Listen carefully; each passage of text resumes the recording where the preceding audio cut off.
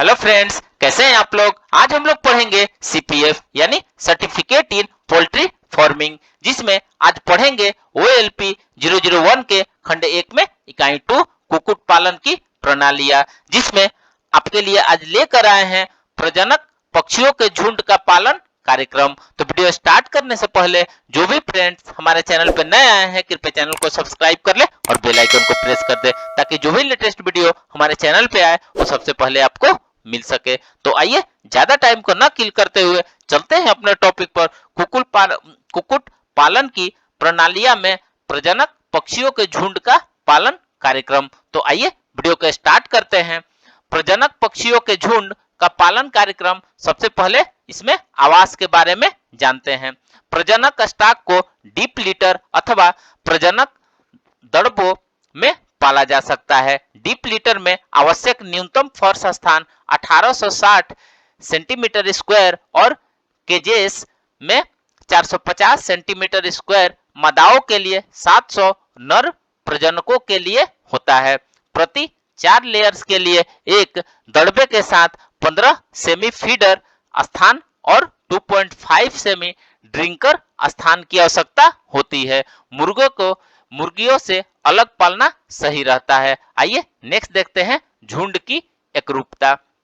एक समान शरीर के वजन वाले झुंड का रख रखाव महत्वपूर्ण है, जो उस स्ट्रेन के लिए संतुलित वजन के अनुरूप हो। यह प्रजनक की अनुवांशिक क्षमता के दोहन, विशेष रूप से स्फुटनशील अंडों के उत्पादन के लिए अधिक सहायक होता है। पठेरों की एकरूपता जितनी अच्छी होगी, भावी अंडा उत्पादन उतना ही अच्छा होगा। 4 सप्ताह की आयु से ही प्रजनक चूजे के शरीर के वजन के अनुसार समूहित कर देना चाहिए। कमजोर चूजे को अन्य के समान बनाने के लिए अत्यधिक देखभाल की आवश्यकता होती है। किसी भी अवस्था में प्रजनक पक्षियों के झुंड में कम से कम 80% एकरूपता होनी चाहिए। सामान्य रूप से प्रजनकों को यदि सर्दियों में पाला जाए तो वे थोड़ा भारी और गर्मियों में पाला जाए तो थोड़े हल्के होते हैं। आइए नेक्स्ट देखते हैं आहार कार्यक्रम। दाने का प्रजनक झुंड की उत्पादकता और प्रजननशीलता पर सीधा प्रभाव पड़ता है। इसे स्फुटनशील अंडों की उर्वरता और स्फुटनशीलता को प्रभावित करने वाला एकमात्र महत्वपूर्ण कारक माना जाता है। भ्रूण का विकास अपने पोषक की आपूर्ति के लिए पूरी तरह से अंडे की अंतः वस्तुओं और संरचना पर निर्भर करता है। इसलिए प्रजनक झुंड को ऐसा राशन खिलाया जाना चाहिए जो भ्रूणीय वृद्धि के लिए आवश्यक पोषकों की मात्रा पर्याप्त आपूर्ति कर सके। प्रजनक मुर्गियों और मुर्गियों को अलग से आहार दिया जाना चाहिए, जिससे उचित उर्वरता और अंड स्फुटनशीलता प्राप्त की जा सके। आइए नेक्स्ट देखते हैं प्रजनन कार्यक्रम। नरों को 21 सप्ताह तक अलग पाला जाता है और फिर भी प्रजनक झुंड में मिलाया जाता है। स्फुटनशील अंडों में अधिकतम उत्पादन प्राप्त करने के लिए प्राकृतिक मैथुन में नरों की संख्या कम से कम 12% और कृत्रिम गर्भाधान के मामले में 8% बनाए रखनी चाहिए। प्रजनन ऋतु के आरंभ में प्रति 100 मादाओं के लिए 8 नरों का समावेश करें। कमजोर, निर्बल और रोगी नरों के स्थान पर तत्काल दूसरे नरों को ले आए। कृत्रिम गर्भाधान की स्थिति में दिए गए समय पर कम से कम 5% ऐसे नरों का प्रजनन के लिए उपयोग करना चाहिए जो प्रति स्खलन कम से कम 60% गतिशीलता वाले कम से कम 0.5 मिलीमीटर वीर्य का उत्पादन करते हों।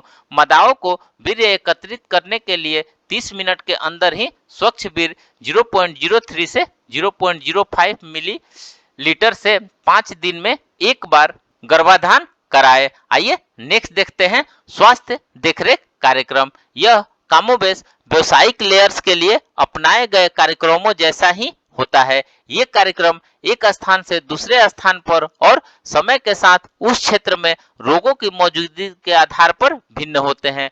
टीकाकरण कार्यक्रम में एकमात्र अंतर ये होता है कि संक्रामक ब्रोंकाइटिस रोग और प्लास्मोसिस, रानीखेत रोग आदि जैसे रोगों के लिए मृत टीके दिए जाते हैं। सामान्यतः ये टीके 45 सप्ताह की आयु पर पुनः दिए जाते हैं, जिससे चूजों की मात्र अर्जित प्रतिरोधक रोगधकता बढ़ जाए।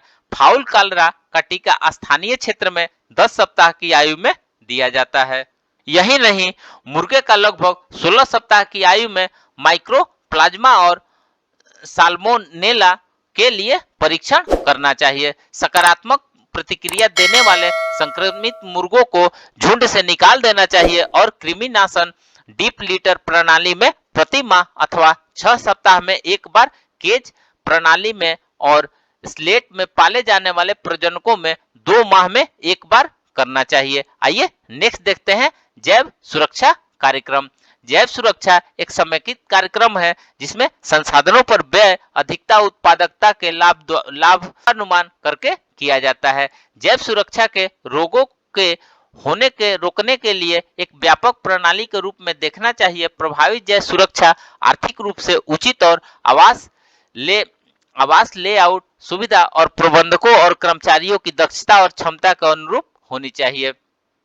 मित स्तुत स्वास्थ्य देखरेख, दाने, पानी, चिकित्सा और टीकाकरण कार्यक्रमों रिक्त निम्नलिखित उपायों को अपनाने से प्रजनक फॉर्म और समग्र क्षमता को बेहतर बनाने में सहायता मिलती है। जिसमें पहला है, प्रजनक झुंड कॉम्प्लेक्स उन क्षेत्रों में स्थित होने चाहिए जहां कोई बैकयार्ड या कुक्कुटशाला अथवा अधिक पक्षियों वाली व्यवसायिक कुक्कुटशाला न हो। दूसरा है, समेकित प्रचालनों में प्रजनक झुंड को व्यवसायिक झुंड से पृथक रखना चाहिए। तीसरा है, प्रजनक फॉर्म सड़कों से काफी निकट स्थित होने चाहिए जिससे पहुंच सुगम हो सके, लेकिन व्यक्तिगत इकाइयों में अनाधिकृत व्यक्तियों या वाहन का प्रवेश सीमित होना चाहिए। चौथा है, प्रजनक फॉर्म प्रचालनों में सभी आवास अधिकृत कार्मिकों की अनुपस्थिति में बंद रहने चाहिए। पांचवा है, प्रजनक फॉर्म प्रचालनों में सम्मिलित सभी व्यक्तियों का स्नान करने सहित अनिवार्य रूप से पुनः विसंदूषण होना चाहिए और उन्हें इकाई द्वारा दिए जाने वाले उपयुक्त बाह्य वस्त्र पहनने चाहिए। छठा है, प्रत्येक प्रजनक फॉर्म यंत्रों या संस्थापन के संदर्भ में स्वतंत्र होना चाहिए। सातवां है, अंडों के लिए पैकिंग सामग्री प्रजनन फॉर्म में बाह्य परजीवियों और संक्रमणों के प्रवेश के लिए प्रमुख पथ हो सकता है, अतः प्लास्टिक की धोई जा सकने योग्य अंडे रखने की ट्रे का उपयोग करना चाहिए और उन्हें पुनः उपयोग से पहले अच्छी तरह विसंक्रमित कर लेना चाहिए। आठवां है, प्रजनक झुंड में किसी भी चरण से संदूषित दाना नहीं देना चाहिए। नौवां है, झुंड में से रोगी, क्षतिग्रस्त अथवा मृत पक्षियों को अलग करने के लिए विशेष प्रावधान किया जाना चाहिए। इस प्रकार स्फुटनशील अंडों के उत्पादन के लिए प्रजनक झुंड का बेहतर प्रबंधन कुक्कुट उद्योग की वृद्धि को निर्धारित करता है। तो फ्रेंड्स, इस प्रकार से आज हमने प्रजनक पक्षियों के झुंड का पालन कार्यक्रम के बारे में पढ़ा। तो मिलते हैं एक नए वीडियो के साथ में, तब तक से हमारे चैनल पे बने रहिए। धन्यवाद।